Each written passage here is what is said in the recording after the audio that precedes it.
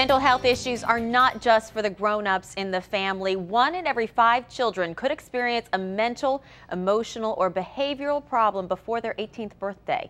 Families from all races, cultures, and economic groups are affected. Fox 45 is partnering with the Mental Health Association to promote children's mental health this month. And for today's Family 411, we are joined by Maryland's First Lady, Katie O'Malley, and Dr. Albert Zajic from the State Department of Health and Mental Hygiene. Good morning to both of you. Judge O'Malley, let's talk about this whole idea. You were asked to be an honorary chair. Why did you feel this was an important issue to tackle? Well, I was very happy to be asked to do it. It's a very important issue because a lot of times parents don't recognize when their child is having behavioral issues, either at school or at home or both, that it actually is a mental health issue. You know, when your kid has a fever or a cough, you take them to the doctor. But with mental health issues, they're not as easy to recognize that it's actually a behavioral mental health problem.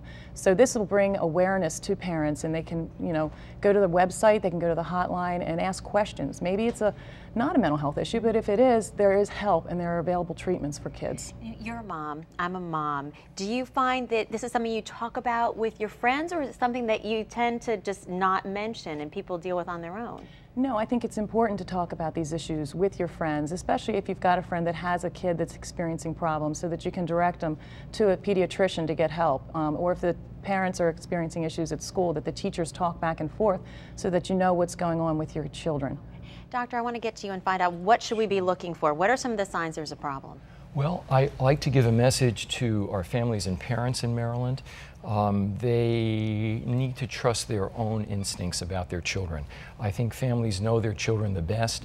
And things they could look out for, if a child's personality is changing, if they're more quiet, more withdrawn, sad, aren't enjoying the fun things that they usually enjoy, not seeing friends as they usually do, maybe having trouble with friends, could be a sign of depression in children. Let me jump in here, though, because a lot of people are going to say, hey, that's just being a teenager. Right. How do you tell the difference? That's right. Well, usually if it's persistent, if it doesn't go away in a day or two, if there's a persistent change in a child, families know their children, and if they have in their gut a sense that something's not right with my child, that's the time to take notice and to seek some help.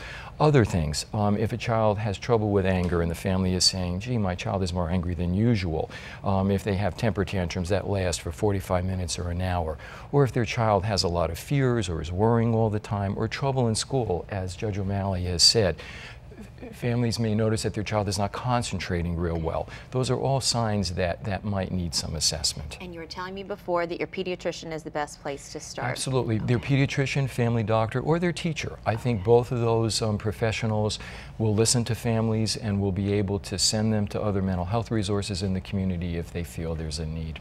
Wonderful. I want to thank you both for coming in here. It's an important thing to be talking about. Well, thank you very much. And if you would like more information on this issue, just log on to foxbaltimore.com and click on Morning News. Our time now 8:28. You're watching Fox 45 Morning News, all local, all morning.